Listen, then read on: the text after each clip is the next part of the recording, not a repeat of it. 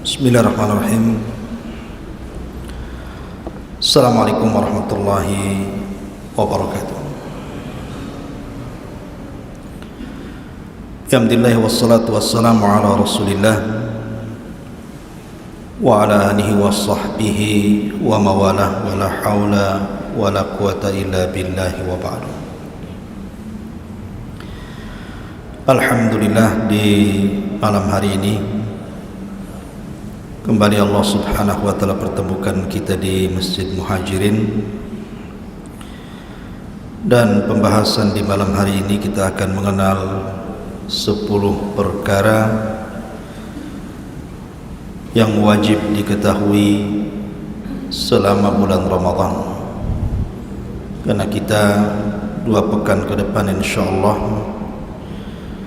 kalau Allah subhanahu wa ta'ala takdirkan kita masih mendapatkan Ramadan, maka seorang muslim harus mengetahui apa saja rahasia-rahasia di bulan Ramadan, tentunya untuk menambah semangat kita menghadapi bulan Ramadan.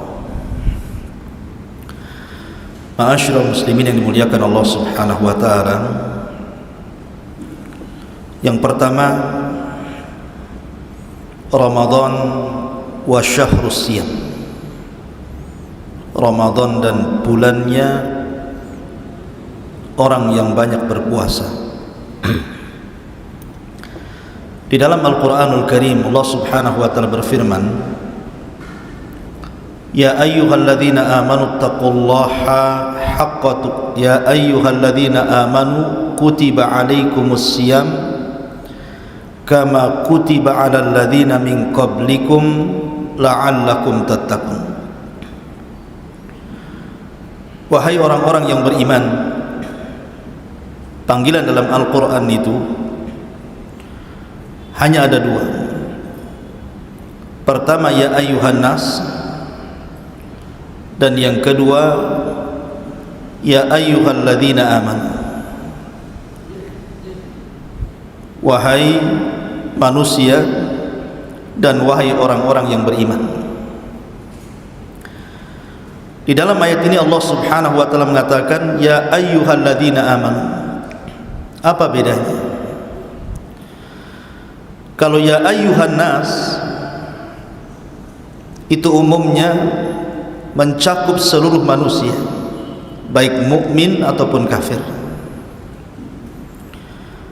Dan biasanya panggilan yang umum ya ayyuhan nas itu sifatnya makkiyah, maksudnya turun sebelum hijrah Nabi, dan biasanya perintah setelahnya adalah bicara tauhid. Beda dengan ya ayyuhalladzina amanu, wahai orang-orang yang beriman, itu umumnya madaniyah, ayat yang turun di kota Madinah, dan biasanya perintah setelahnya bicara tentang hukum, tentang sholat, puasa, zakat, dan begitu seterusnya. Maka dalam ayat ini Allah subhanahu wa ta'ala mengatakan ya ayyuhalladzina amanu, wahai orang-orang yang beriman. Artinya khitab di sini khusus, tidak kepada semua orang, hanya untuk orang-orang yang sudah menerima Islam, orang-orang yang beriman. Maka siapapun yang merasa beriman hendaklah terpanggil dengan ayat ini. Ya ayyuhalladzina amanu kutiba alaikumus siyam. Kalimat kutiba itu artinya diwajibkan. Tetapi kalimat kutiba biasanya diwajibkan kepada perkara-perkara yang berat. Allah tidak mengatakan wujiba alaikum, diwajibkan kepada kalian, tetapi kutiba. Kalimat kutiba, saya ulangi, tidaklah Allah subhanahu wa ta'ala menggunakan kalimat ini dalam Al-Quran kecuali pada perkara-perkara yang sangat berat. Seperti Allah mengatakan kutiba alaikumul qital, diwajibkan kepada kalian perang. Tidak semua orang ingin perang, dan tidak semua orang punya keberanian untuk perang. makanya perang itu berat. Kutiba alaikumul qisas, diwajibkan kepada kalian qisas. Tidak semua orang ingin diqisas. Maka di sini juga Allah mengatakan kutiba alaikum as-siyam, diwajibkan kepada kalian puasa karena puasa itu memang berat. Kalau sholat itu hanya 5 menit, paling lama 10 menit mungkin ya. Tapi puasa itu berat masalahnya, dari terbit fajar sampai terbenam matahari, lama. Makanya terkadang ada orang yang tidak terbiasa puasa itu tersiksa dia. Makanya karena puasa ini adalah ibadah yang berat, mengandung kesabaran, makanya Allah Subhanahu wa taala menggunakan kalimat kutiba, diwajibkan kepada kalian berpuasa. Kama kutiba 'alal ladzina min qablikum, sebagaimana diwajibkan kepada umat sebelum kalian. Artinya bahwa puasa itu bukan hanya syariat Islam saja, tapi nabi-nabi sebelum Rasul sallallahu alaihi wasallam pun diperintahkan berpuasa. Tapi yang jelas bahwa kaifiahnya berbeda. Sebagaimana sabda Nabi sallallahu alaihi wasallam, farqu ma baina siyamina wa siyami ahlil kitab akalatas sahur. Perbedaan puasa kita dengan ahli kitab Yahudi dan Nasrani dimakan sahur. Kita ada sahur, mereka tidak. Artinya bahwa perintah wajibnya sama puasa, tapi caranya masing-masing nabi itu punya cara sendiri-sendiri sesuai dengan syariat mereka. La'allakum tattaqun, agar kalian bertakwa. Jadi inti puasa itu adalah husulut taqwa. Dan takwa itu kata Nabi SAW hahuna, sambil menunjuk ke dadanya, takwa ini di sini. Jadi puasa itu bukan hanya semata-mata menahan lapar, menahan dahaga, menahan syahwat, tapi lebih daripada itu adalah membentuk seorang hamba menjadi hamba yang bertakwa kepada Allah Azza wa Jalla, dan mencari ketakwaan di bulan Ramadan lebih mudah dibandingkan di luar Ramadan. Maka yang pertama adalah puasa. Lalu apa faedah puasa ini? Faedah puasa ini ikhwatu fiddin yang dimuliakan Allah Azza wa Jalla, puasa ini adalah afdal al-ibadat as-sirriyah, seutama-utama ibadah-ibadah yang tertutup. Ibadah kan dua macam. Ada ibadah yang sifatnya zahir, nampak, seperti solat, nampak orang solat. Zakat nampak bawa harta. Haji nampak berangkat ke Mekah. Kemudian yang kedua ada namanya ibadah sirriyah, ibadah yang tidak tampak, seperti puasa. Macam mana tahu antum, saudara antum sedang puasa, caranya gimana coba? Kalau dia tidak ngomong saya sedang puasa, tidak tahu dia sedang puasa. Umpamanya hari Senin sekarang tadi, Anda tahu bahwa si anu sedang berpuasa? Tidak bisa. Apa tandanya orang yang berpuasa? Tidak ada, pucat, jangan-jangan lagi sakit. Suka ngeludah, jangan-jangan sariawan. Pegang perut, jangan-jangan lagi sakit perut. Tidak ada tandanya. Kalau sholat kan nampak tuh takbiratul ikhramnya, rukunya. Haji juga sama. Karena dalam puasa itu ada sirrul ikhlas, rahasia keikhlasan kita dengan Allah Azza wa Jalla. Karena dalam puasa itu ada sirrul ikhlas, rahasia keikhlasan antara kita dengan Allah, maka pahalanya juga akan dilainkan sendiri. Makanya Nabi SAW mengatakan kullu amal ibni adam lahu illa siyam fa innahu li wa ana ajzi bihi. Setiap amalan anak hamba itu diberikan kepada hamba itu sendiri, kecuali puasa. Puasa itu untukku kata Allah, dan aku yang akan membalasnya. Kenapa dirahasiakan? Karena memang ibadah puasa sendiri ibadah rahasia. Orang nggak tahu kalau kita nggak ngomong sedang berpuasa. Jadi sini ada pelajaran besar bahwa dalam puasa itu dilatih keikhlasan kita. Kemudian lebih daripada itu, bayangkan ikhwan, dalam sebuah hadis Nabi sallallahu alaihi wasallam, Rasul bersabda, "Ma min 'abdin yasumu yawman fi sabilillah illa ba'adallahu bidzalikal yawm wajhahu 'anil nari 70 kharifah.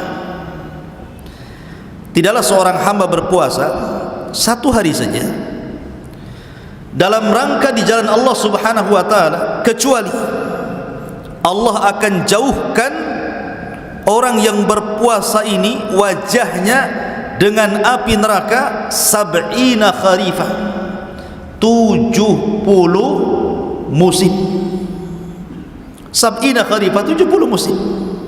Itu satu hari itu puasa. Maka puasa itu faedahnya menjauhkan kita dari neraka. Kalau 70 musim, ada yang mengatakan kharifah itu 70 tahun. Itu satu hari itu kali satu bulan, menunjukkan bahwa orang yang berpuasa itu betul-betul dijauhkan dari neraka oleh Allah Azza wa Jalla. Oleh karena itulah maka sungguh-sungguhlah dalam berpuasa, karena puasa itu menjauhkan kita dari neraka. Dan Allah mengatakan faman zuhziha 'anil nar wa udkhilal jannah faqad faz. Siapa yang dijauhkan dari neraka otomatis dimasukkan ke surga, dan itulah kesuksesan yang nyata. Ma'asyiral muslimin yang dimuliakan Allah Azza wa Jalla. Kemudian kalau kita melihat faedah puasa lagi, puasa itu membentuk kepekaan sosial. Alhamdulillah, antum di Batam ini mungkin merasakan puasa itu Ramadan saja, tapi ada saudara-saudara kita mungkin di Afrika sana atau di mana, Ramadannya itu tiap bulan tuh, karena susahnya cari makan, kelaparan, negerinya miskin, puasa tiap hari. Kalau kita kan sebulan saja mungkin ya, selama setahun itu Ramadan saja, karena makanan banyak. Artinya ada di antara hamba-hamba Allah Subhanahu wa taala yang mengalami puasa terus-menerus, kelaparan. Maka puasa itu membentuk kita supaya kita merasakan apa yang mereka rasakan. Ali radhiyallahu anhu suatu ketika bernazar, ketika salah seorang putranya sakit, kalau tidak Hasan Husain. Nazarnya, kalau Allah Subhanahu wa taala sembuhkan penyakit Hasan ataupun Husain, maka saya akan berpuasa 3 hari berturut-turut. Itu nazarnya Ali radhiyallahu anhu. Maka ketika kemudian Allah takdirkan sembuh nih putranya ini, maka Ali pun kemudian memulai melaksanakan nazarnya, berpuasa di hari pertama. Fatimah radhiyallahu anha ketika itu memang kesulitan ekonomi, akhirnya bekerja kepada seorang Yahudi, membuatkan makanan untuk orang Yahudi. Kemudian setelah dia bekerja tentu dapat imbalan. Lah imbalannya ini kemudian digunakan untuk membuat makanan, untuk berbuka, makanan yang lezat, makanan yang enak untuk dia dan suami yang sedang berpuasa. Ketika datang waktu iftar, tiba-tiba kemudian pintunya diketuk. Pas dibuka, rupanya seorang miskin yang sedang kelaparan. Maka Fatimah memberitahu Ali radhiyallahu an bahwa di pintu ada orang miskin yang kelaparan. Bagaimana ini? Kata Ali radhiyallahu an, bagaimana kalau kita berikan makanan lezat yang untuk iftar kita ini kepada dia? Akhirnya kemudian diberikan kepada orang miskin itu. Sementara Ali dan Fatimah hanya memakan aswadan, kurma kering dan air putih. Kemudian keesokan harinya berpuasa lagi dan Fatimah bekerja lagi kepada seorang Yahudi itu. Kemudian dikasih imbalan, kemudian dibelikan makanan lagi yang lezat untuk iftar nanti sore. Ketika datang waktu iftar, rupanya diketuk lagi pintunya. Pas dibuka, rupanya anak yatim sedang kelaparan. Kata Ali radhiyallahu anhu, bagaimana kalau makan nanti kita berikan kepada anak yatim itu? Kata Fatimah, enggak apa-apa. Akhirnya diberikan kepada anak yatim itu. Terpaksa Ali dan Fatimah memakan aswadan lagi, kurma kering dan air putih. Kemudian hari ketiga terulang lagi. Yang mengetuk pintu rupanya tawanan Badar, orang kafir, lapar dia. Maka yang harusnya kemudian untuk iftar yang ketiga ini makan lezat, rupanya ada tawanan perang yang sedang lapar. Kata Ali, ya sudah, kita kasihkan makanan itu untuk dia. Ali kembali memakan aswadan, tamar, kurma kering dan air putih. Subhanallah, 3 hari berturut-turut. Dari mana kita tahu kisah ini? Kisah ini menjadikan turun Al-Quran. Kisah Ali ini menjadikan sebab turun Al-Quran dalam surah Al-Insan. Allah subhanahu wa ta'ala mengatakan, yufuna bin nadri wa yakhafuna yawman kana syarruhu mustatira wa yut'imuna ta'ama ala hubbihi miskinan wa yatiman wa asira. Innama nut'imukum liwajhillah la nuridu minkum jazaan wala syukura inna nakhafu min rabbina yawman abusan qamtarira ila akhiril ayat. Mereka pun memenuhi nazarnya, maksudnya Ali radhiyallahu an dan Fatimah, dan takut akan suatu hari yang azabnya merata di mana-mana. Dan mereka pun memberikan makanan yang disukainya kepada siapa? Pertama, miskinan, kepada orang miskin di hari pertama. Wa yatiman, hari kedua anak yatim. Wa asira, hari ketiga orang yang ditawan. Sambil berkata, sesungguhnya kami memberikan makan kepadamu hanyalah karena mengharap keridhaan Allah, kami tidak mengharap balasan dan terima kasih dari kamu. Sungguh kami takut azab pada hari ketika orang berwajah masam dipenuhi kesulitan. Lihat kisah ini menjadikan orang peka jadinya kan. Ali radhiyallahu anhu puasa dari pagi sampai sore, dia merasakan lapar. Ketika melihat anak yatim, melihat orang miskin, melihat tawanan perang yang kelaparan, akhirnya apa? Wa yu'thiruna ala anfusihim walau kana bihim khasasa. Diberikan kepada orang lain walaupun dia sendiri susah. Jadi puasa itu mengajarkan kita kepekaan sosial. Kalau seandainya kemudian orang itu berpuasa tapi bakhil, berarti tidak mengajarkan puasanya kepada kedermawanan. Padahal Nabi SAW kalau datang puasa itu dikatakan oleh Aisyah radhiyallahu anha, kana ajwadun nas. Rasul itu orang paling dermawannya manusia ketika datang Ramadan itu. Luar biasa ya. Ini yang pertama, Ramadan dan puasa, dan banyak lagi nanti kita tambah-tambah. Yang kedua, Ramadan itu ikhwan adalah kesempatan kita untuk mampu melawan musuh-musuh kita. Musuh manusia itu ada 3. Pertama, hawa nafsu. Yang kedua, syaitan. Dan yang ketiga, al-a'da, musuh-musuh dari luar seperti munafik, orang-orang kafir. 3-tiganya bisa dikalahkan di bulan Ramadan, dan itu susah dikalahkan di luar Ramadan. Yang pertama, hawa nafsu.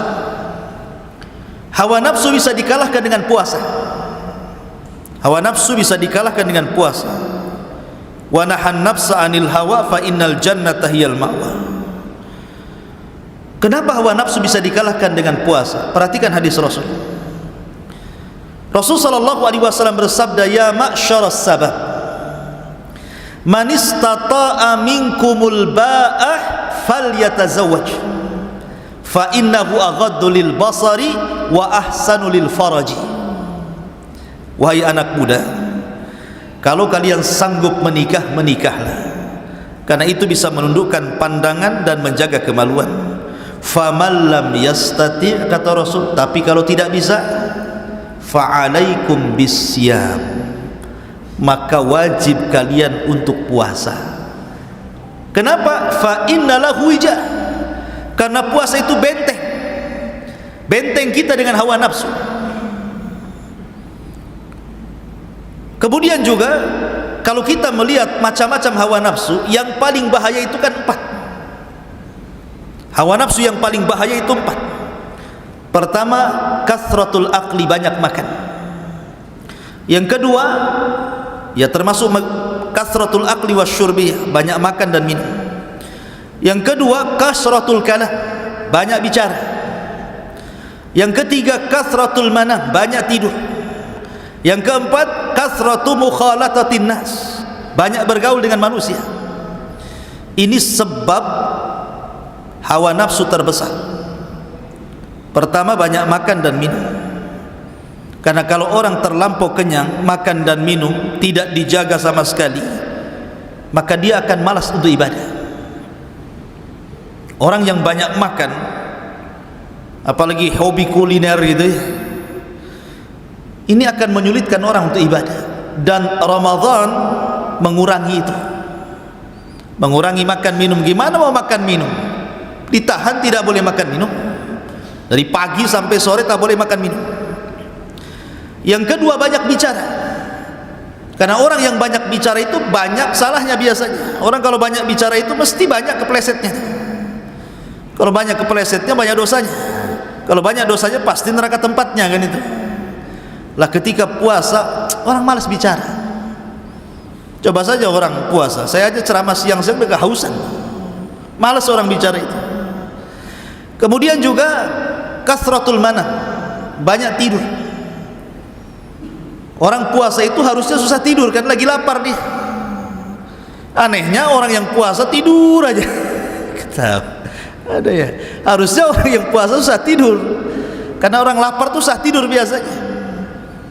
Mungkin sengaja malamnya begadang sampai sahur ya, jadi malas siangnya ditidurkan sekali. Kemudian kasratu mukhalatatin nas, banyaknya bergaul dengan manusia. Kalau di luar Ramadan antum janji dengan kawan jam seberapa saja di warung kopi mana saja bisa. Coba kalau siang-siang Ramadan diajak jalan, mau nggak? Mikir deh ya. Jadi 4 hawa nafsu ini terkalahkan di bulan Ramadan dengan puasa. Dari sini menunjukkan bahwa sedikit banyak hawa nafsu bisa ditekan. Karena hawa nafsu kan tidak bisa dihilangkan, hanya bisa ditekan. Kemudian yang kedua, syaitan. Syaitan itu bisa kita lawan di bulan Ramadan. Nabi SAW bersabda, "Idza ja'akum Ramadan, futihat abwabul jannah, wa ghuliqat abwabun niran, wa suffidati syayatin." Apabila datang bulan Ramadan, pintu sorga dibuka lebar-lebar, pintu neraka ditutup rapat-rapat, setan diikat. Setan diikat. Anda kalau mau kelahi dengan orang, yang satu diikat, yang satu lepas, takut yang mana tuh? Yang satu diikat di tiang, yang satu tadi ikat, kita suruh ngelawan tuh. Enak yang mana tuh mentungnya tuh? Enak yang diikat apa yang lepas? Enak diikat lah kan, dia harus nggak bisa apa-apa, mau dipentungi pun nggak bisa apa-apa dia. Jadi karena setan sedang diikat, lebih mudah untuk melawan daripada dia lepas. Yang kedua, malam hari di bulan Ramadan kita ada sholat tarawih.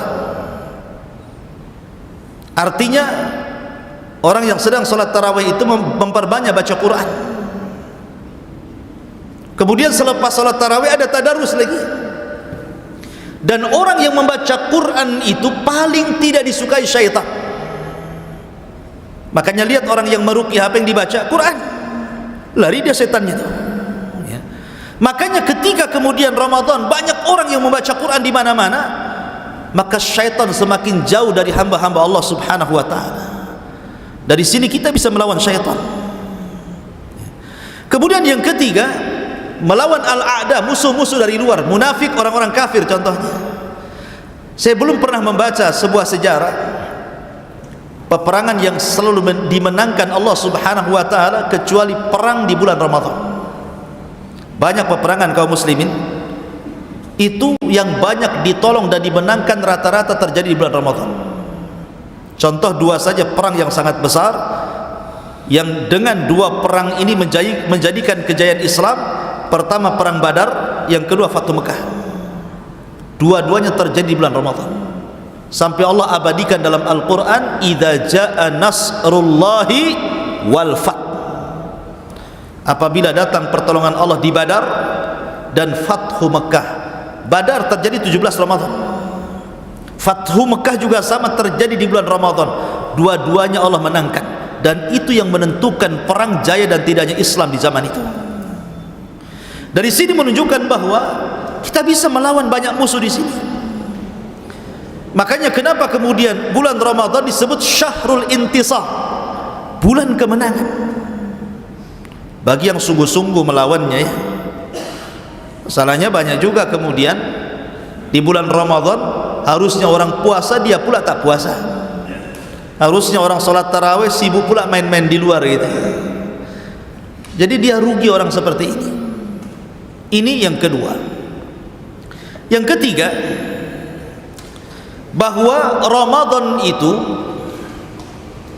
terkumpul semua ibadah yang disebut dengan arkanul Islam. Rukun-rukun Islam itu semua bisa dilakukan di bulan Ramadan. Syahadat paling banyak diucap di bulan Ramadan. Salat paling banyak dilakukan di bulan Ramadan. Puasa, memang Ramadan sendiri adalah bulan puasa. Zakat, sedekah paling banyak dilakukan di bulan Ramadan. Termasuk juga haji. Apa maksudnya haji di sini? Nabi SAW bersabda, "Al-umratu fi Ramadan ta'dilu hajjata ma'i." Umrah di bulan Ramadan itu pahalanya sama dengan haji bersama Rasul di wadah. Dan tidak ada umrah terbanyak kecuali Ramadan. Coba antum umrah 10 akhir Ramadan lebih banyak dibandingkan ketika haji yang berjubel di haram itu. Kenapa? Karena pahalanya sebanding dengan haji. Bukan hanya haji saja, haji bersama Nabi di wadah. Makanya kemudian para ulama mengatakan Ramadan wa jami'ul arkan. Semua rukun Islam pahalanya ada di bulan Ramadan. Rukun Islam itu.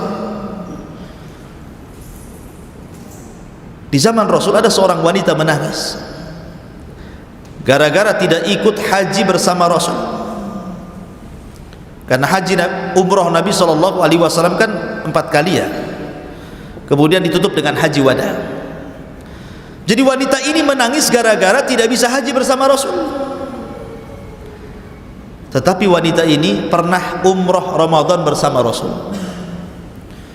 Kemudian wanita ini mengatakan, "Ya Rasulullah, begini dan begitu. Saya ada halangan." Pokoknya intinya dia tidak bisa haji bersama Rasul. Sehingga dia menangis.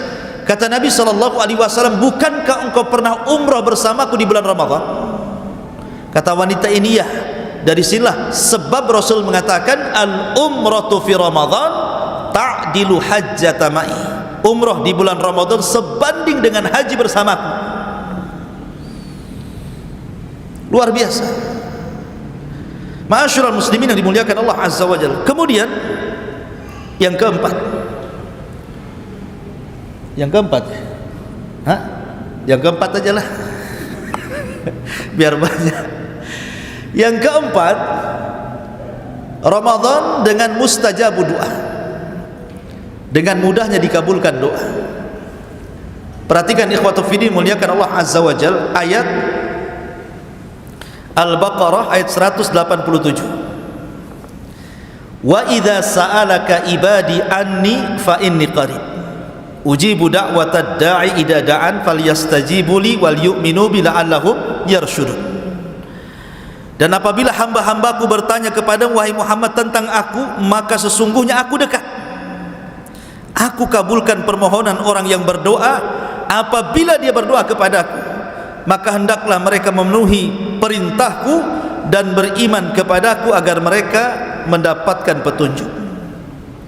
Ayat ini jawaban dari pertanyaan seorang sahabat kepada Rasul. Sahabat ini mengatakan, "Ya Rasulullah, Arabbuna qaribun am ba'id?" Rasul, Rabb kita ini jauh apa dekat sih sebenarnya? Rabb kita ini jauh apa dekat? Idza kana qarib fanunaji wa idza kana ba'id fanunadi. Kalau memang Rabb kita dekat, maka kita tinggal bisik-bisik saja. Tapi kalau Rabb kita jauh, kita tinggal memanggilnya. Jadi yang benar mana, kita ini berdoa bisik-bisik ataukah kita panggil dengan keras-keras? Maka turun ayat ini, wa idza sa'alaka ibadi anni fa inni qarib. Muhammad, kalau ada hamba-hambaku bertanya soal diriku, katakan aku dekat. Aku tidak jauh, nggak perlu teriak-teriak doa itu. Aku ini dekat. Akulah yang mengabulkan setiap orang yang berdoa kepadaku. Perhatikan posisi Al-Baqarah 187 ini. Posisi surah Al-Baqarah 187 ini terapit di antara ayat puasa. Sebelum ayat 187 ini bicara tentang puasa, setelahnya bicara tentang puasa, dan dia berada di tengah-tengah. Coba perhatikan, kalau antum buka mushaf 184, ya ayyuhalladzina amanu kutiba alaikumus syiyam kama kutiba alal ladzina min qablikum la'allakum tattaqun, sampai 186, syahrul ramadhan alladzi unzila fihil quran. Baru setelah 186, 187-nya wa idza sa'alaka ibadi tadi, apabila hambaku bertanya soal aku, katakan aku dekat. 188-nya uhillat lakum lailatas siyam ar-rafathu ila nisaikum, dihalalkan kepada kalian malam bagi orang yang berpuasa boleh melakukan hubungan suami istri. Artinya ayat tentang kedekatan Allah itu diapit dengan ayat-ayat Ramadan, baik sebelum atau sesudahnya. Apa faedahnya? Menunjukkan bahwa kedekatan Allah di bulan Ramadan lebih dekat dengan hambanya dibandingkan di luar Ramadan. Dan pengabulan doa Allah subhanahu wa ta'ala kepada hamba-hambanya di bulan Ramadan lebih mustajab dibandingkan di luar Ramadan, karena Ramadan bulan suci. Makanya kenapa Ramadan itu bulan doa, terutama di 3 waktu, kata para ulama. Memang Ramadan itu mau siang mau malam itu ibadah. Siangnya kita puasa, mustajab doa. Malamnya qiyamul lail, qiraatul Quran, mustajab doa. Tetapi kata para ulama, ada 3 waktu penting di bulan Ramadan, jangan pernah ditinggalkan untuk doa. Pertama, Rasul mengatakan lis-shaimi da'watun la turad. Bagi orang yang berpuasa ada tempat doa yang tidak mungkin dibantah Allah. Kapan itu? Inda fitrihi, menjelang berbuka. 5 menit, 10 menit menjelang berbuka, itu waktu mustajab itu. Dan Nabi SAW bersabda, lillahi utaqa'u minan nar fi kulli lailatin min Ramadan. Allah subhanahu wa ta'ala setiap malam di bulan Ramadan itu memerdekakan hamba-hambanya dari api neraka, dan itu dimulai saat berbuka. Kapan Allah membebaskan hamba-hambanya dari api neraka di malam hari? Itu dimulai saat berbuka. Dari situlah para ulama menasihati kita, kalau anda hendak berdoa menjelang berbuka, itu doa yang paling baik, mintalah itkun minan nar, minta supaya kita dibebaskan dari neraka. Ya Allah, bebaskan saya dari neraka. Ya Allah, bebaskan istri saya dari neraka. Ya Allah, bebaskan orang tua saya dari neraka. Ya Allah, bebaskan anak saya, semua yang saya cintai dari neraka. Itu doa terbaik ketika menjelang berbuka itu, karena itu waktu Allah membebaskan kita dari api neraka. Coba bayangkan kalau seandainya Allah takdirkan di antara kita yang dibebaskan dari api neraka, maka selamanya dia tidak mungkin masuk neraka, karena sudah dicatat. Ya. Yang kedua, sepertiga malam. Nabi SAW mengatakan, yanzilu rabbuna ila sama'id dunya fi kulli thuluthil lailil akhir wa dhalika kulla lailatin. Faqala Allah azza wa jal, man yad'uni fa astajib lah, wa man yas'aluni fa u'tiyah, wa man yastaghfiruni fa aghfir lah. Allah itu turun pada sepertiga malam akhir, dan itu setiap malam. Kemudian Allah berfirman, siapa yang berdoa ku kabulkan, siapa yang meminta ku beri permintaannya, siapa yang minta ampun pasti ku ampuni dosa-dosanya. Dan orang yang berpuasa di bulan Ramadan, saya yakin pasti setiap sepertiga malam bangun. Tidak mungkin tidak bangun. Kalau nggak bangun nggak sahur lah, karena sahur itu waktunya di sepertiga malam, mulai jam 2 sampai subuh gitu kan, itu kan sepertiga malam tuh. Artinya bahwa kalau anda di malam-malam biasa selain Ramadan lah ya, untuk bangun sepertiga malam itu tidak bisa kecuali karena kebelet kencing, dingin kebelet kencing gitu ya, baru bangun, masuk kamar mandi, balik lagi ke kamar. Tapi kalau Ramadan, walaupun kita tidak bangun, pasti ada yang bangunkan. Apalagi di desa ada obrok-obrok gitu kan biasanya kan, anak-anak kecil itu biasanya tangtong nggak jelas itu, nggak bangun pun dibangunkan. Coba masjid-masjid teriak-teriak sahur apalagi ada itu pakai lagu pula kan gitu, nggak bangun pun dibangunkan. Coba nikmatnya gimana kita lah. Artinya ketika kita diberikan kesempatan bangun di sepertiga malam, dan itu setiap malam, di situ Allah memberikan kesempatan loh. Siapa yang berdoa dikabulkan, siapa yang meminta diberi, siapa yang minta ampun diampuni. Cobalah waktu sahur itu entah 5 menit 10 menit, apa susahnya angkat tangan ke langit, minta supaya diampuni dosa-dosanya. Mintalah, terserah apa permintaan kita, itu waktu mustajab itu. Ini yang kedua. Yang ketiga, ba'da salatil fajri ila tulu'is syamsi, selepas subuh sampai terbit matahari meninggi 1 tombak, itu waktu berkah. Rasul bersabda, Allahumma barik li ummati fi bukuriha, ya Allah berkahi umatku di waktu paginya. Itu waktu berkah ikhwan. Makanya kata para ulama, siapa yang tidur setelah subuh sampai lewat terbit matahari, tidak akan diberkahi hartanya, tidak akan diberkahi keluarganya, tidak akan diberkahi kehidupannya. Padahal berkah itu yang kita cari selama hidup. Makanya banyak lafaz-lafaz berkah yang sering kita ucapkan ketika kita mengucapkan salam, assalamualaikum warahmatullahi wabarakatuh. Wabarakatuh itu berkah artinya. Kalau anda biasa kunut subuh umpamanya atau kunut witir, wa barik lana fima a'tait, ya Allah berkahi atas apa yang kau berikan kepada kami. Kalau anda datang kepada orang yang menikah, selesai akad, barakallahu lakuma wa baraka alaikuma wa jama'a bainakuma fi khairin, semoga Allah berkahi kalian berdua. Berkah doa itu, tidak usah dirinci semoga banyak anaknya, tidak perlu. Karena belum tentu banyak anak itu berkah. Berapa banyak yang punya anak 10-10-10-nya jadi penjahat, nggak berkah. Banyak harta nggak berkah.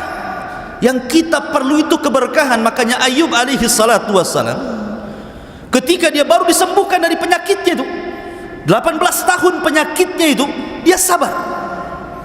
Ketika dia mandi, disembuhkan penyakitnya betul-betul, dikembalikan kesehatannya, dikembalikan masa mudanya, dikembalikan anak-anaknya, dikembalikan hartanya. Akhirnya Ayub kaya lagi, anaknya banyak lagi, badannya sehat lagi. Mandilah Ayub di sungai. Setelah mandi di sungai, ternyata turun hujan. Bukan hujan air, rupanya hujan itu belalang emas, jaradun minadz dzahab, belalang, hujan belalang emas semua. Coba bayangkan, emas turun dari langit berupa belalang. Sama Ayub dikutip-kutip itu emas-emas itu. Ketika itu Allah mengatakan, ya Ayub, tidakkah cukup nikmat yang sudah kuberikan kepadamu? Sudah kukembalikan lagi kesehatanmu, sudah kukembalikan hartamu, anak-anakmu, kebunmu, pembantumu. Masih kurang cukup kamu Ayub? Lihat jawab Ayub, bala ya Rabb walakin la ghina li am barakatik. Ini jawaban Ayub. Bala ya Rabb walakin la ghina am barakatik. Iya wahai Rabb, cukup, tetapi aku tidak pernah cukup dengan berkahmu. Jadi sedekah Ayub, benar kata Ayub, kita ini mencari berkah di dunia ini. Apa yang antum cari? Berkah. Maka Abdurrahman bin Auf radhiyallahu an ketika dipersaudarakan dengan Sa'd bin Rabi, kemudian hendak dibagi rumahnya, dibagi kebunnya, istri-istrinya mau dibagi, tapi Abdurrahman mengatakan, barakallahu fi ahlika wa malik dullani ala suq, semoga Allah berkahi dirimu, keluargamu, hartamu, saya tidak perlu, tunjukkan aku ke pasar. Ketika kita mendoakan orang lain dengan berkah, maknanya doa itu kembali kepada orang yang berdoa. Maka Abdurrahman pun masuk pasar, selang beberapa waktu sukses dia dagangnya, akhirnya menjadi orang yang paling kaya di kota Madinah dan yang paling berkah hartanya. Maka berkah itu sesuatu yang kita cari lah. Di bulan Ramadan ada waktu berkah, maka jangan pernah tidur selepas subuh sampai terbit matahari. Bahkan kalau kita biasakan di bulan Ramadan, sabda Nabi SAW, barang siapa yang salat subuh berjamaah kemudian tidak beranjak dari tempatnya, dia berzikir, dia baca Quran sampai terbit matahari, biarkan meninggi satu tombak, lakukan salat syuruk 2 rakaat, kata Rasul, pahalanya kahajjati wal umrati taman-taman, persis seperti haji dan umrah sempurna. Luar biasa. Maka Ramadan adalah syahrud doa, perbanyak doa. Kemudian yang nomor 5, ma'asyiral muslimin yang dimuliakan Allah Azza wa Jalla, Ramadan bukan hanya itu saja, bukan hanya syahrud doa,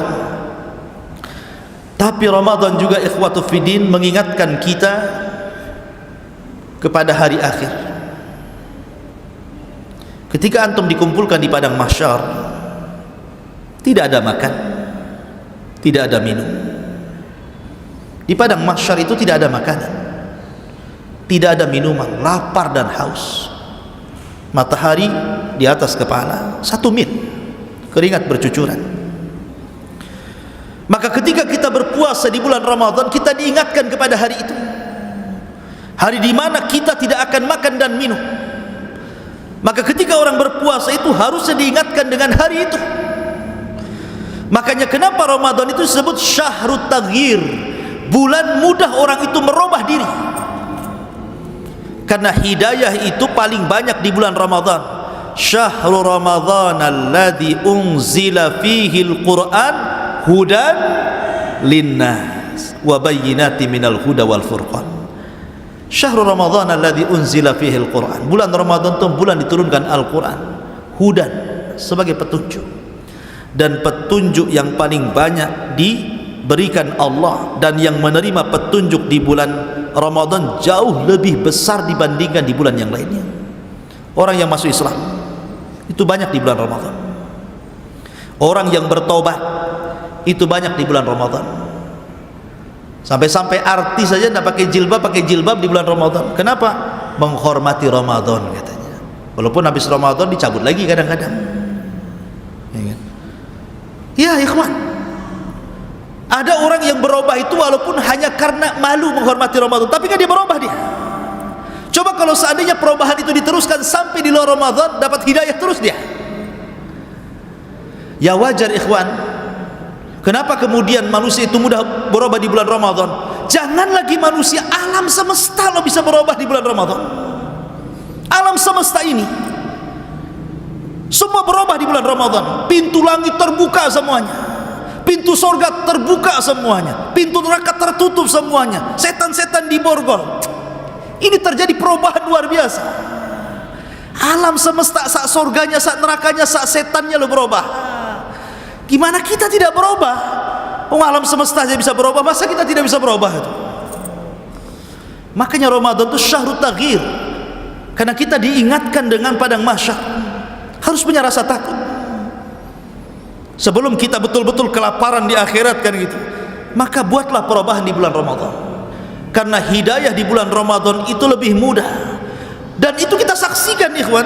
Coba perhatikan, salat yang paling banyak dilakukan selama setahun di bulan apa? Di bulan Ramadan. Sampai ada masjid ini walaupun lantai 2 tidak muat, sampai keluar sampai pakai terpal lagi. Saking banyaknya. Belum lagi budaya orang baca Quran sama di zaman Rasul. Di zaman Rasul, jangan lagi di luar Ramadan, jangan lagi di bulan Ramadan, di luar Ramadan saja, di rumah-rumah kaum muslim itu keluar suara Al-Quran persis seperti suara tawon. Sampai Nabi SAW pernah keluar di luar Ramadan nih, Nabi mendengar bacaan Quran keluar dari rumah-rumah para sahabat. Tapi Rasul tertarik dengan satu rumah karena suaranya indah. Nabi SAW berdiri di rumah itu lama sekali.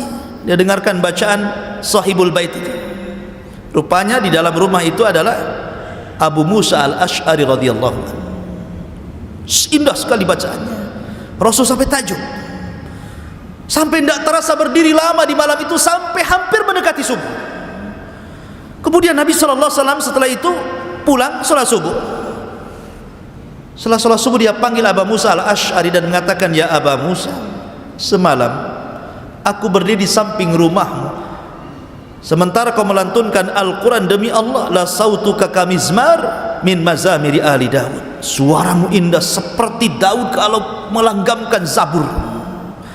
Kata Abu Musa, ya Rasulullah, kalau aku tahu kau ada di samping rumahku, ku indahkan lagi bacaanku. Saya nggak tahu aja saya, kan gitu. Tapi lihat tuh rumah-rumah para sahabat keluar Al-Quran, apalagi di bulan Ramadan. Tapi sayang di zaman sekarang ini sudah enggak, paling di masjid-masjid saja. Kalau antum masuk perumahan itu yang keluar suara apa coba?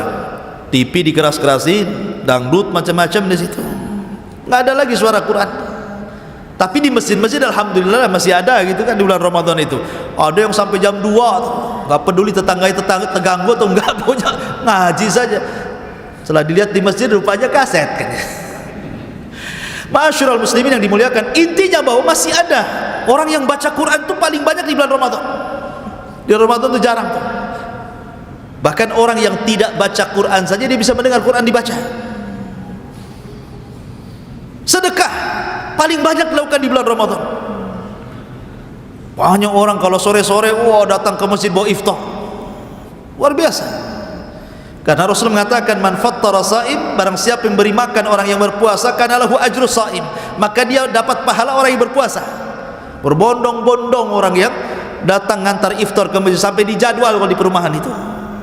Coba kalau di luar Ramadan, mikir dia bawa-bawa makanan ke masjid. Kenapa? Karena lihat pahala yang luar biasa, hidayah ada di situ. Maka Ramadan kesempatan syahrut taghyir, merubah akhlak, ya. Makanya Ramadan itu madrasah penggemblengan kita. Ketika di luar Ramadan minimalnya adalah bekas-bekas Ramadannya. Kemudian yang nomor berapa Pak Rasul? Nomor 6. Nomor 6. Hah? Nomor 7, nomor 6 sajalah. Baik. Nomor 6. Ramadan ini ikhwatu fiddin yang dimuliakan Allah Subhanahu wa taala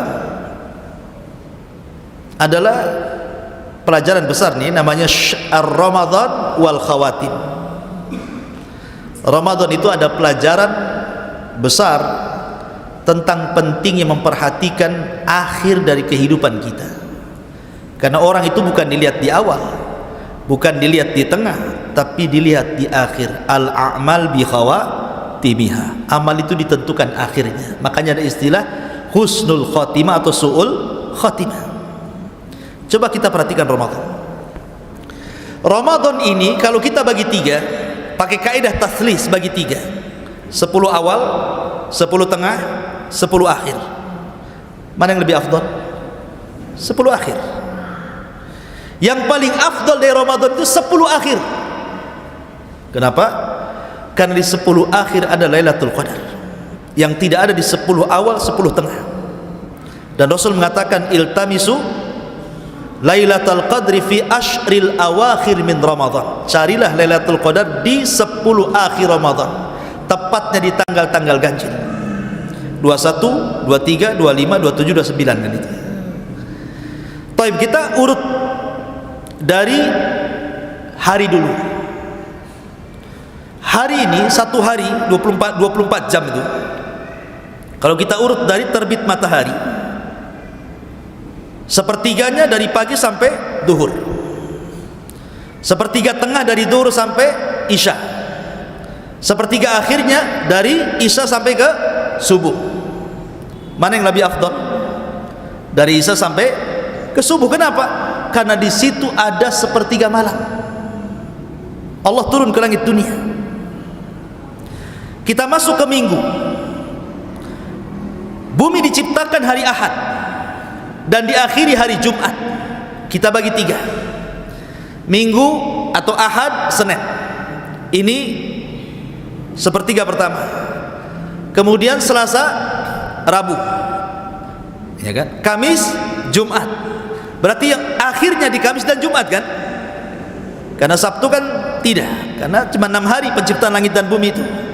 Dimulai dari Ahad, diakhiri hari Jumat. Itulah penciptaan langit dan bumi. Berarti ketemunya Kamis dan Jumat itu di akhir. Di situ ada puasa Kamis, dan Jumat sendiri adalah pemimpinnya hari. Di situ diciptakan Adam, di situ Adam dimasukkan ke sorga, di situ Adam dikeluarkan dari sorga, di situ kiamat dibangkitkan, kan itu. Ini kalau hitungan minggu, tetap yang paling akhir yang afdal. Hitungan bulan. Hitungan bulan dimulai daripada Muharram, itu kan 1, bulan 1. Muharram itu bulan 1 kan. Kalau kita hitungan bulan dibagi 4, dibagi 3, jadi 4 bulan, 4 bulan, 4 bulan. Maka ketemunya kalau 4 bulan pertama Ashhurul Hurum cuma dapat 1. Bulan Muharram itu Ashhurul Hurum. Kemudian 4 bulan tengah juga sama, Ashhurul Hurumnya cuma dapat 1, Rajab. Tapi 4 bulan terakhir Ashhurul Hurumnya 2 plus dengan Ramadan. Dimulai daripada Ramadan, Syawal, Dzulqa'dah, Dzulhijjah. Karena nanti ketemu Muharram lagi. Berarti 4 akhir dari bulan dibagi 3 itu ketemunya Ramadan, Syawal, Dzulqa'dah, Dzulhijjah. Bayangkan, pertama Ramadan, bulan suci. Kemudian Dzulqa'dah, bulan suci. Kemudian Dzulhijjah, bulan suci. Menunjukkan bahwa kalau cerita tahun pun yang akhir yang baik. Atau umur antum, umur kita nih, ada namanya umur dari bayi sampai 15 tahun. Itu mulai, ini yang pertama, karena baliknya orang 15 tahun kalau laki-laki. Kemudian dari 15 tahun ke 40. Kemudian dari 40 ke 70, mana umur yang paling baik? 40 ke atas itu umur yang paling baik. Karena itu yang menentukan husnul khotimah atau su'ul khotimah. Maka Ramadan juga sama, ada 10 awal, 10 tengah, 10 akhir. Maka 10 akhir itu menjadikan kita ambil faedah tentang pentingnya al-a'mal bi khawatimiha. Amal itu ditentukan akhirnya. Amal itu ditentukan akhirnya. Tapi kenyataannya terjadi gimana? Justru orang-orang di zaman sekarang Ramadan itu ditentukan awalnya. Wah, penuh kalau awal itu. Sandal pun sampai tumpuk-tumpuk tuh. Nah, mulai 10 tengah, mulai itu terpalnya digulung di luar, mulai masuk. 10 akhir Ramadan pindah pula ke mall. Nggak ada lagi di masjid. Tinggal berapa saf saja orang pilihan. Harusnya kan terbalik. Hari pertama biasalah, hari kedua makin ramai, hari ketiga harusnya ramai sekali, kan begitu ya. Udah 10 akhir Ramadan tuh harusnya masjid-masjid manapun harus ramai harusnya. Karena bagaimanapun amal itu ditentukan akhirnya. Harusnya di sini ada pelajaran bahwa ketika 10 akhir adalah terbaik daripada 10 awal dan tengah, maka di sini ada kaidah ar-Ramadan wal khawatim. Ada pelajaran bahwa ingat sesuatu yang akhir itu sebagai penentu. Maka Anda yang usianya sudah 40 tahun, hati-hati. Anda itu sedang menentukan nasib antum di dunia. Kalau di usia 40 tahun belum sadar juga, naudzubillah, susah untuk diberikan taufik. Tapi kalau seandainya umur segitu sudah diberikan taufik, dapat hidayah, mudah-mudahan Allah subhanahu wa ta'ala terus menuntun sampai husnul khatimah. Ma'asyiral muslimin yang dimuliakan Allah azza wa jalla, ini yang ke-6, yang ke-7. Ramadan wa syahrul Quran. Ramadan itu adalah bulan Al-Quran. Tadi saya katakan Allah subhanahu wa ta'ala mengatakan syahrul Ramadan unzila fihil Quran. Bulan Ramadan itu bulan diturunkan Al-Quran. Subhanallah ikhwan. Orang membaca Quran itu satu huruf saja dapat 10 kebaikan. Satu huruf loh ya. Sementara di bulan Ramadan itu para ulama dulu sampai menghatamkan siangnya sekali, malamnya sekali. Berarti kalau 30 hari berarti sampai 60 kali itu dihatam Quran, seperti Imam Syafi'i contohnya, atau Imam Bukhari, atau imam yang lainnya. Dan budaya membaca Quran juga alhamdulillah masih ada. Di bulan Ramadan tuh ramai orang baca Quran. Tetapi ya ada yang baca Quran setengah-setengah gitu kan, ya yang penting baca gitu kan. Ada yang betul-betul ngejar target, memang harus khatam gitu ya. Makanya Imam Malik itu kalau datang bulan Ramadan dia tidak pernah mentahdits, artinya membuka majelis hadis, tidak. Dia tutup majelisnya, dia ke Quran, dia baca Quran saja. Kalaupun ada sebagian ulama yang membuka daras, membuka pelajaran, maka yang dibuka tafsir Quran ya. Karena memang Ramadan itu bulannya Al-Quran. Syahrul Ramadan alladzi unzila fihi Al-Quran. Dan Al-Quran itu mengangkat segalanya. Al-Quran itu mengangkat segalanya. Innallaha yarfa'u bihadzal kitaba aqwaman, kata Rasul. Dengan Al-Quran itu terangkat beberapa kaum. Bagaimana tidak ikhwan? Ketika Al-Quran dibawa oleh Jibril, maka Jibril menjadi pemimpin para malaikat. Ketika Jibril menurunkan Al-Quran kepada Nabi SAW, maka Nabi SAW menjadi pemimpin para nabi. Ketika Al-Quran turun di malam Lailatul Qadar, maka malam itu menjadi pemimpin seluruh malam dalam setahun. Ketika Quran turun di bulan Ramadan, maka Ramadan menjadi sayyidus syuhur, pemimpinnya bulan-bulan dalam 12 bulan. Semua terangkat. Jibril terangkat, Rasul terangkat, malam terangkat, bulan terangkat. Luar biasa Quran ini. Coba anda bisa bayangkan kalau seandainya gara-gara Al-Quran Jibril menjadi pemimpin para malaikat, Rasul menjadi pemimpin para nabi dan Rasul, Lailatul Qadar menjadi malam terbaik, bulan Ramadan menjadi bulan terbaik, kemudian Quran masuk di dada-dada antum semuanya. Jadi apa nantinya? Kata Nabi SAW, khairukum man ta'allamal Qur'ana wa 'allamahu. Maka sebaik-baik kalian adalah orang yang belajar Al-Quran dan mengajarkan Al-Quran. Orang itu akan terlahir menjadi baik. Makanya di zaman Nabi SAW, kalau Rasul mengutus Sariyah itu pasukan yang tidak dipimpin Nabi. Maka yang pertama kali dites oleh Rasul itu bukan ketangkasan perang, bukan kamu bisa manah enggak, kamu bisa berkuda enggak, kamu bisa menombak enggak, kau sudah bunuh berapa orang, kau sudah perang berapa kali. Tidak. Seleksi untuk menjadi pemimpin perang bukan dari ketangkasan perang. Yang pertama kali ditanya Nabi SAW, kam hafidtum min kitabillah, berapa banyak Al-Quran yang kau hafal? Itu pertanyaan Nabi. Maka pasukan mengatakan, ana hafidtu surat kada wa kada, saya hafal surat ini dan itu wahai Rasul. Yang lain mengatakan saya hafal surat ini. Maka Nabi SAW ketika ada sahabat yang paling banyak hafalannya di antara pasukan, apa kata Rasul? Idzan anta imamuhum, kalau begitu engkau yang pantas memimpin mereka. Jadi barometer di zaman Rasul menjadi pemimpin perang itu bukan karena lihainya dalam siasat dan strategi perang, tapi yang pertama ditentukan berapa banyak hafalanmu Al-Quran itu. Kenapa? Karena kemenangan itu ada di Quran. Kemenangan itu ada di Quran. Maka di zaman Rasul ada sahabat yang paling banyak hafalan Qurannya, kemudian dijadikan pemimpin. Peranglah orang ini. Ketika perang namanya pemimpin perang karena dia juga banyak hafalan Qurannya, juga pemimpin sholat. Masalahnya ketika sholat yang dibaca si kulhu lagi. Rakaat pertama kulhu, rakaat kedua kulhu. Rakaat pertama kulhu lagi, rakaat kedua kulhu lagi. Jadi sahabat ini heran, orang ini paling banyak hafalannya, kenapa itu terus yang dibaca? Akhirnya protes. Tapi kata pemimpin mereka, kalau kau tidak suka dengan aku menjadi imam gara-gara membaca qul huwallah terus, silakan ambil imam di antara kalian.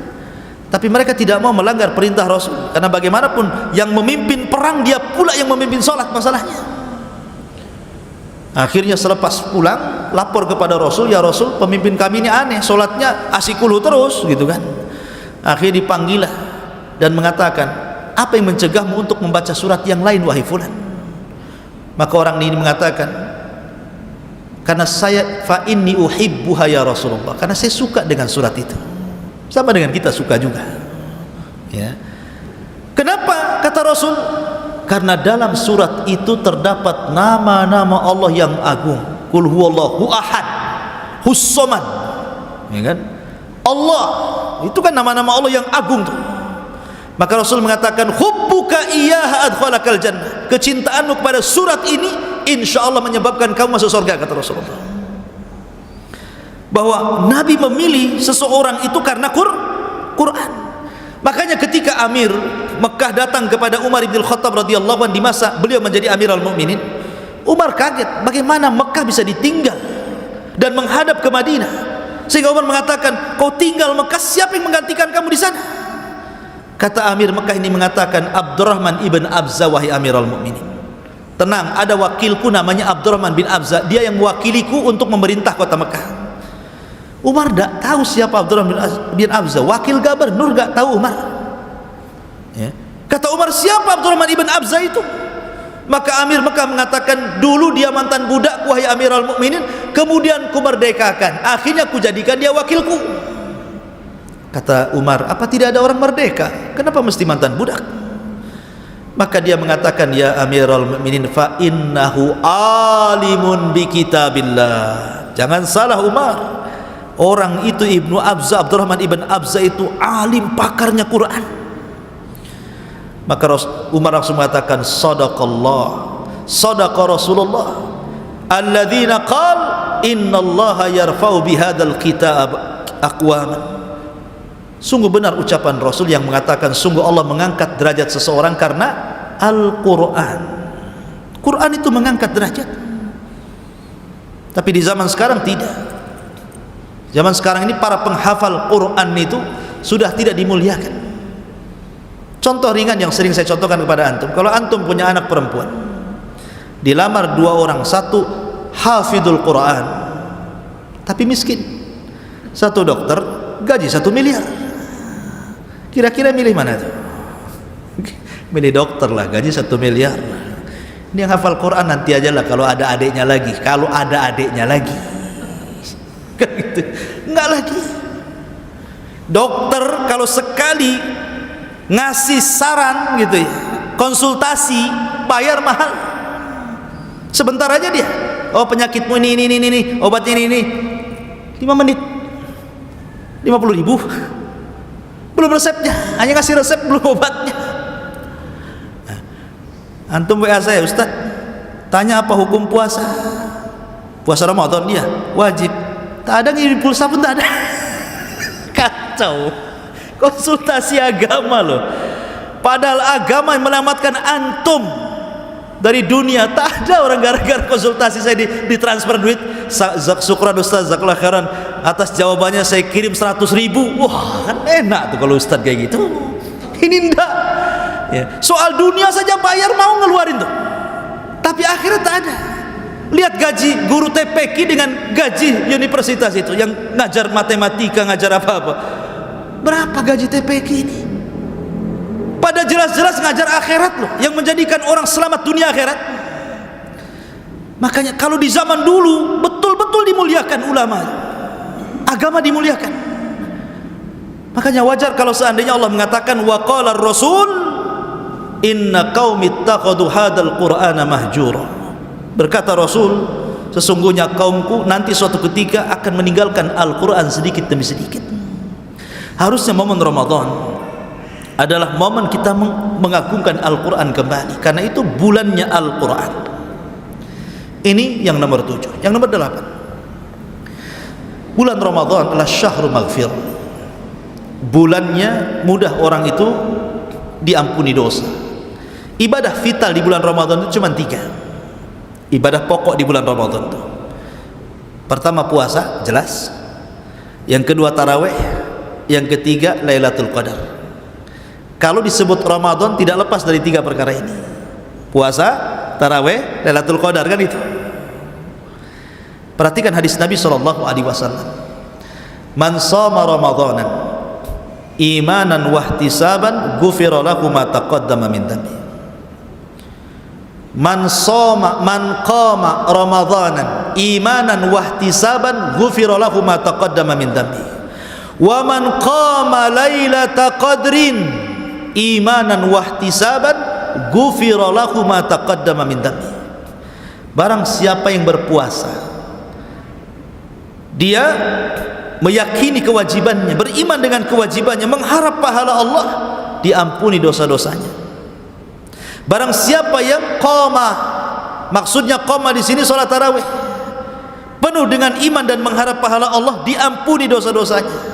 Barang siapa yang menghidupkan malam Lailatul Qadar, penuh iman dan mengharap pahala Allah, diampuni dosa-dosanya. Lihat, 3 hadis ini redaksinya hampir mirip. Yang satu bicara tentang puasa, yang satu bicara tentang tarawih, yang satu bicara Lailatul Qadar. Dan semuanya berfaedah mengampuni dosa kita. Makanya Ramadan diambil dari 3 huruf mim, ra, mim, dad. Ramadha yarmadu ramadanan. Kalau tasrifnya seperti itu. Artinya apa? Membakar. Apa yang dibakar? Yang dibakar itu dosa kita. Yarmadu dzunub, kata para ulama. Ramadan itu tempat pembakaran dosa. Dosa kita ini dihapus, makanya Ramadan disebut Ramadan, karena membakar dosa. Makanya sangat aneh kalau seandainya orang masuk di awal Ramadan, kemudian keluar Ramadan, kok satu dosa pun gak diampuni itu loh. Apa ada yang seperti itu? Ada. Makanya Jibril alaihi salatu wassalam, suatu ketika Rasul naik ke atas mimbar. Di mimbar pertama Rasul mengatakan amin, naik ke mimbar kedua Rasul mengatakan amin, naik ke mimbar ketiga Rasul mengatakan amin. Kemudian Rasul berceramah. Kemudian selesai ceramah, sahabat datang, ya Rasul, alama amanta. Rasul, kok ini amin-amin tadi di awal itu apa yang kau doakan? Kata Nabi SAW, ataniya Jibril. Oh, Jibril tadi datang, dia memohon untuk diaminkan 3 doa. Salah satunya ragima anfu rajulin summa ragima anfu rajulin summa ragima anfu rajulin adraka Ramadan falam yughfar min dzunubi. Celaka dan binasa, celaka dan binasa, celaka dan binasa. Orang masuk Ramadan keluar satu dosa pun gak ada yang diampuni.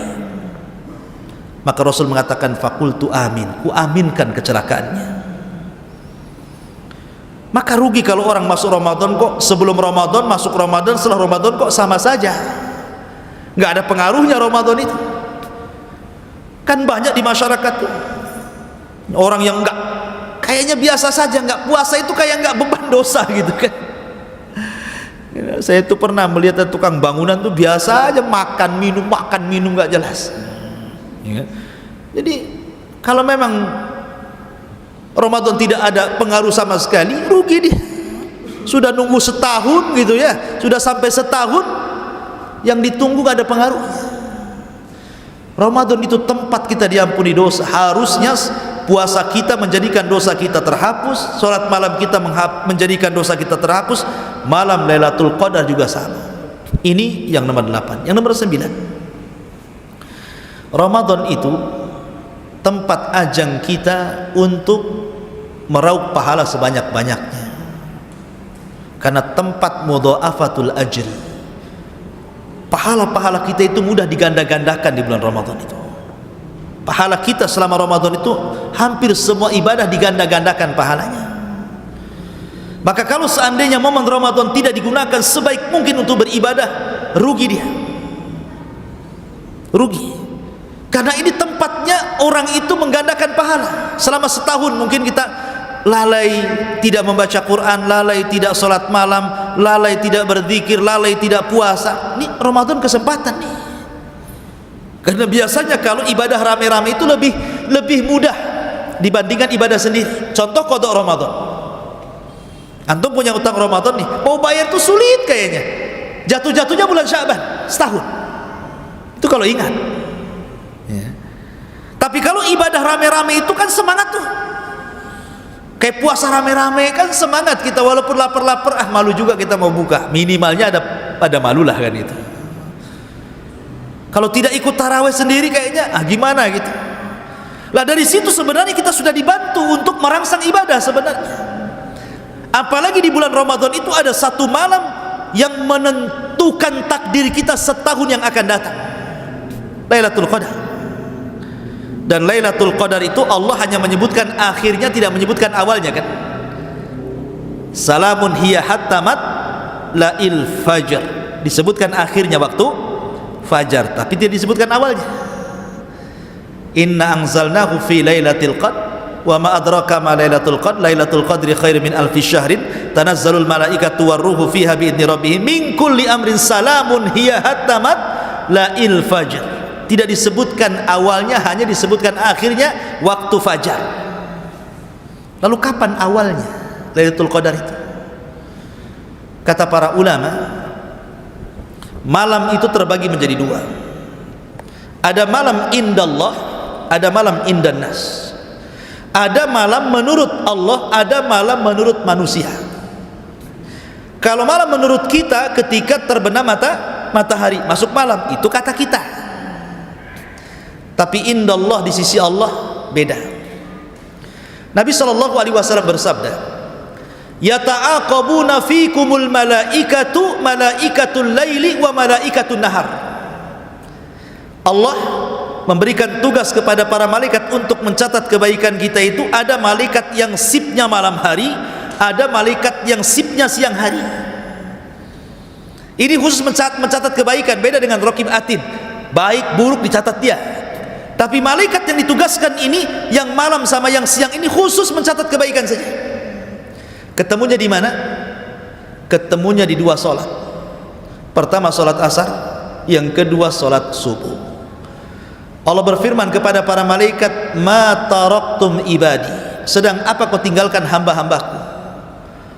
Maka malaikat ini mengatakan, atainahum wa hum yusallun wa taraknahum wa hum yusallun. Kami datang mereka sedang solat ya Rabb, kami tinggalkan pun mereka sedang solat. Maksudnya kami datang mereka sedang solat asar menurut malaikat siang, dan kami tinggalkan mereka sedang solat subuh.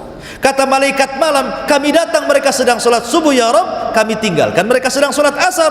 Makanya orang yang menjaga dua solat ini, kata Rasul, man hafadha ala baradaini dakhalal jannah. Siapa yang menjaga dua solat asar dan subuh, dipastikan masuk surga. Jadi Lailatul Qadar itu dimulai waktu asar, diakhiri waktu fajar. Ini Lailatul Qadar. Ya. Dan di malam itu, kalau antum bisa menghidupkan satu malam, maka antum mendapatkan pahala seolah-olah antum beribadah 84 tahun, atau bahasa Quran 1000 bulan. Khairun min alfi syahrin. Usia kita loh, belum tentu sampai 84 tahun. Banyak orang yang 70 tahun sudah meninggal. Kalau seandainya kita dapat malam Lailatul Qadar satu Ramadan saja, itu sudah membanding usia kita loh ya. Gimana kalau seandainya usia antum sekarang sudah 40 tahun, kemudian mulai akil balik 15 tahun, sudah berapa lewat tuh Ramadan sama kita itu? Kalau setiap Ramadan antum mendapatkan Lailatul Qadar, kali saja kan begitu ya, 84 tahun kali 30 kali Ramadan, berapa ratus tahun seolah-olah kita punya usia dan kita habiskan untuk ibadah, ikhwan. Luar biasa. Dari sini menunjukkan bahwa sebenarnya walaupun umat ini pendek-pendek usianya, umat dulu panjang-panjang, tapi kita umat yang pendek usia bisa menjangkau panjangnya usia umat dulu dengan cara mendapatkan Lailatul Qadar itu. Maka Ramadan adalah tempat kita untuk meraup pahala banyaknya. Kemudian yang terakhir, akhwatu fiddin muliakan Allah Subhanahu wa taala, Ramadan juga mengajarkan banyak hal, terutama dua sifat yang menjadikan orang masuk surga. Pertama sabar, yang kedua syukur. Dua sifat ini paling banyak Allah memasukkan manusia ke dalam surga karena kesabarannya. Makanya Allah mengatakan apa? Ketika para malaikat menyambut orang yang masuk surga, apa ucapan malaikat? Salamun alaikum bima sobartum fa ni'ma uqbaddar. Keselamatan bagi kalian, wahai penduduk surga, karena kesabaran kalian. Artinya sabar ini yang paling banyak memasukkan orang ke surga. Karena malaikat ngomong begitu. Ketika orang masuk surga, itulah sambutan malaikat. Salamun alaikum bima sabartum, karena kesabaran kalian. Yang kedua syukur. Makanya para nabi itu banyak disifati dengan abdan syakura, hamba yang bersyukur. Dan sabar bisa diraih dengan puasa, sementara syukur bisa diraih dengan qiyamul lail. Mana dalilnya? ketika Nabi SAW sudah menua usianya, kemudian pecah-pecah kakinya, datang Aisyah radhiyallahu anha, ya Rasulullah, sudahlah, kau sudah tua, tengok kakimu bengkak-bengkak, cukupkan dengan yang wajib-wajib saja, tidak perlu lagi mengerjakan yang sunnah. Kata Nabi SAW, ya Aisyah, afala akuna abdan syakura. Wahai Aisyah, salahkah saya menjadi hamba Allah yang bersyukur? Ketika Aisyah meminta agar Rasul berhenti sholat malam, Rasul mengatakan tidak. Salahkah saya menjadi hamba yang bersyukur? Dari sini menunjukkan bahwa sholat malam itu melahirkan syukur, dan puasa itu melahirkan sabar, dan sabarnya mencakup 3. Orang puasa itu mencakup 3 kesabaran: sabar dalam menjalankan perintah, sabar dalam menjauhi larangan, sabar dalam menghadapi ketentuan qada dan qadar. Itu ada di puasa semua 3-tiganya. Sabar melaksanakan perintah untuk tidak makan, tidak minum sampai terbenam matahari, sabar karena ini perintah. Kemudian sabar untuk tidak terjerumus kepada larangan. Yang halal saja tidak boleh, apalagi yang haram.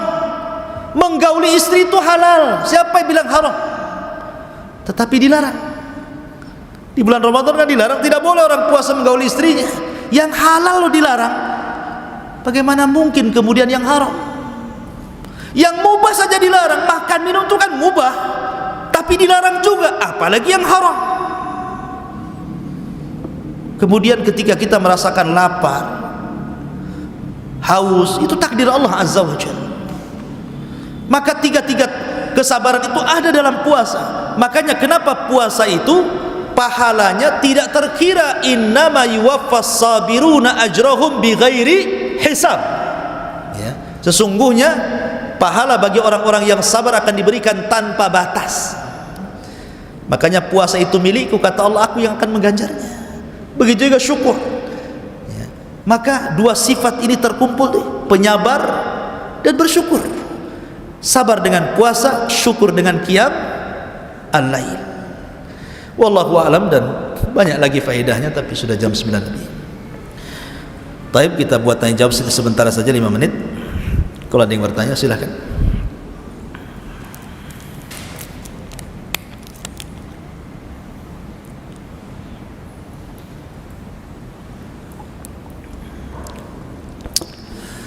Iya, saya kira cukup. Subhanakallahumma bihamdika, asyhadu an la ilaha illa anta, astaghfiruka wa atubu ilaik. Allahu ta'ala alam. Assalamualaikum warahmatullahi wabarakatuh.